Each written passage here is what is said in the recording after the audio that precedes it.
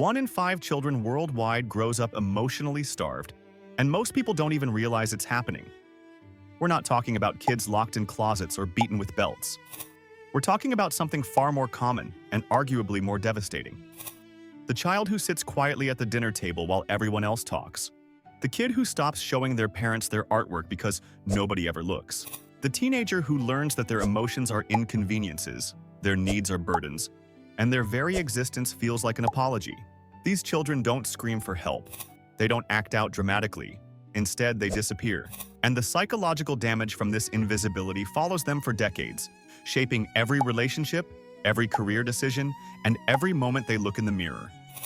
What you're about to discover will change how you see that quiet person in your life forever.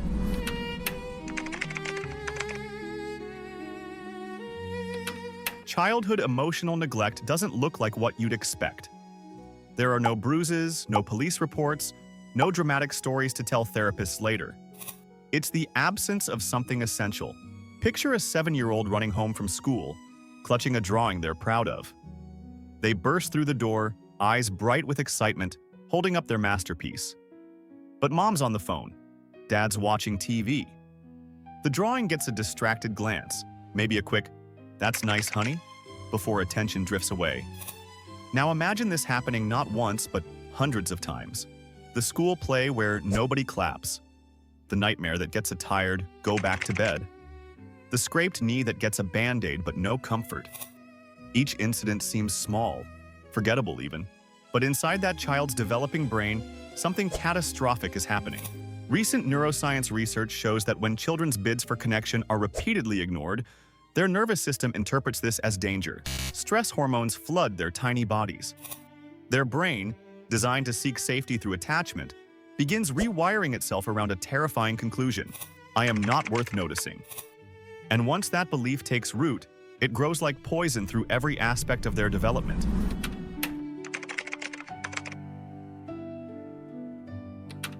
Here's what most people don't understand about childhood. Every interaction with caregivers literally shapes the architecture of a developing brain. When parents consistently respond to their child's emotional needs, they're building neural pathways that whisper, "You matter, you're safe, you're loved." But when those needs are met with silence, distraction, or dismissal, pathways form. Pathways that scream, "You're too much, you're not important, hide yourself to survive." The ignored child doesn't just feel sad in the moment. They begin a process psychologists call emotional numbing. They learn to suppress excitement because nobody shares it. They stop expressing fear because nobody soothes it. They quit showing anger because it's met with irritation or punishment. By the time they reach adolescence, they've become experts at reading everyone else's emotions while completely disconnecting from their own. This creates what researchers call the invisible child syndrome. These kids learn to take up as little space as possible, physically and emotionally. They become the good ones, the quiet ones, the ones who never cause trouble. Teachers praise them, relatives call them mature. But inside, they're slowly suffocating under the weight of their own unexpressed humanity. The most heartbreaking part? They genuinely believe this is normal. They convince themselves that other people's needs are more important, that their feelings are silly, that asking for attention is selfish. They adapt so completely to emotional starvation that they forget what emotional nourishment even feels like.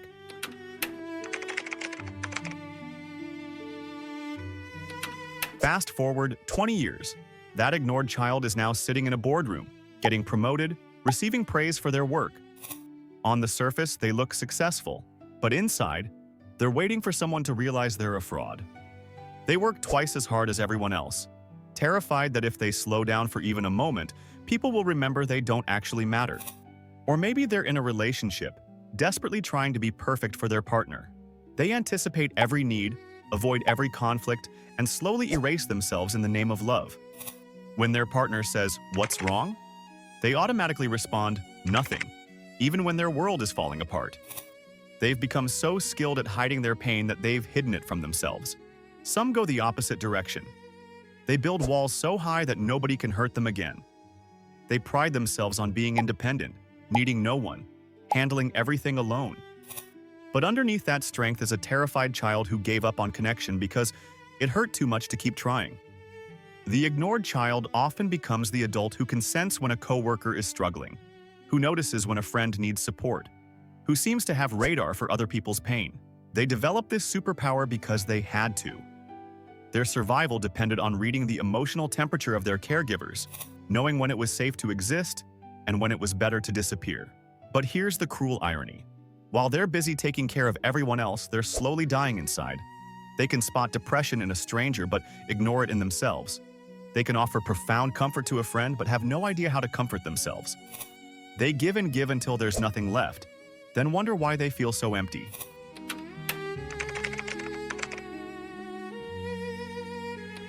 Most parents who emotionally neglect their children aren't monsters. They're often good people who were ignored children themselves. Emotional neglect passes through families like a genetic trait, invisible and unquestioned. A mother who never learned that feelings matter won't teach her daughter that feelings matter. A father who was raised to suppress emotions will raise emotionally suppressed children. Add modern life to this equation and the problem gets worse. Parents juggling multiple jobs, drowning in financial stress, addicted to their phones, living in a culture that values productivity over presence. A child trying to show their parents something, while that parent scrolls through social media, learns the same lesson as a child whose parent is absent entirely. I am not as important as whatever else is happening. The tragedy is that these parents often think they're doing fine. They feed their kids, clothe them, send them to school, take them to activities. They check all the boxes that society says matter. But nobody taught them that a child's emotional world needs as much attention as their physical world. Nobody showed them that responding to feelings with presence and validation literally shapes their child's brain. What makes this cycle so insidious is that emotionally neglected children often become easy kids. They don't demand much attention, they don't cause trouble, they seem mature beyond their years. Parents might even pride themselves on raising such independent, low-maintenance children. Meanwhile, those children are learning that their emotional needs are inconvenient, that love must be earned through good behavior, that their true self is something to hide.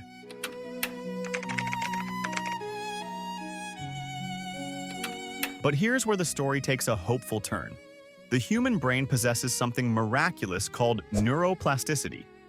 Even if you spent your childhood learning that you don't matter, your adult brain can learn something different. Every time you speak up and someone listens, new neural pathways form. Every time you express a need and it's met with care instead of irritation, your nervous system updates its programming.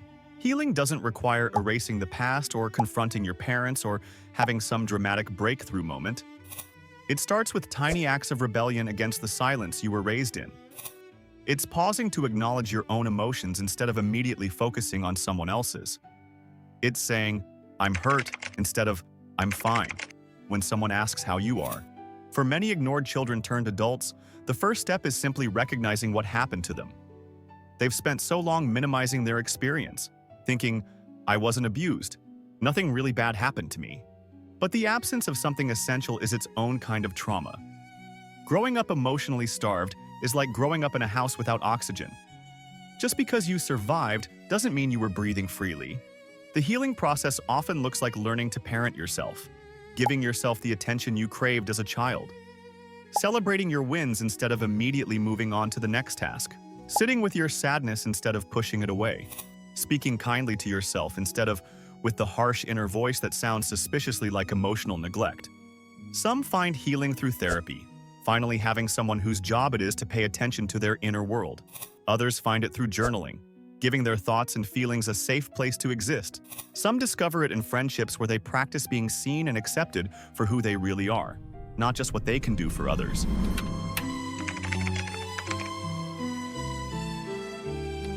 Here's something beautiful that often happens.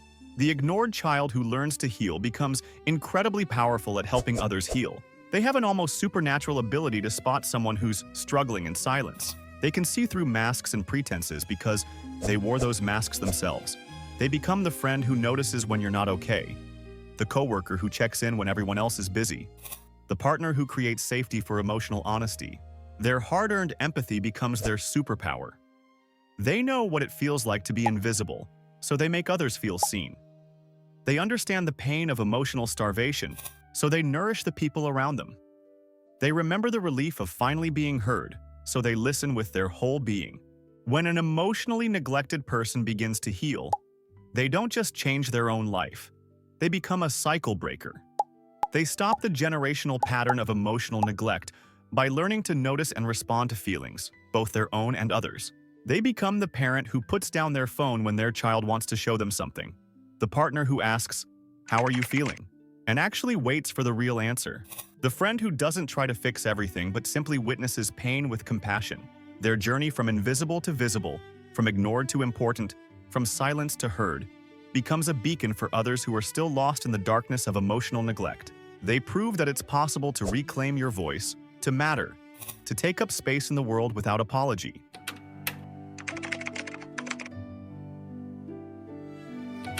If you recognize yourself in this story, if you spent your childhood waiting to be noticed, if you've lived your adult life convinced that everyone else's needs matter more than yours, listen closely. Your experience was real. Your pain was valid. Your needs mattered then, and they matter now. You are not defined by the silence you grew up in. You are not destined to repeat the patterns that shaped you. You have the power to rewrite your story, to give yourself the attention you deserved all along, to become the person who sees and values and cherishes the parts of yourself that were ignored for too long. Your voice matters. Your story matters. And by sharing it, by healing from it, by refusing to pass it on to the next generation, you become part of something revolutionary. You become proof that even the deepest wounds can heal, that even the most invisible children can learn to be seen. The psychology of the ignored child is ultimately a story of resilience. It's about how human beings can survive anything, adapt to anything, and with enough support and self-compassion, heal from anything. Your childhood may have taught you to disappear, but your adulthood can teach you to shine.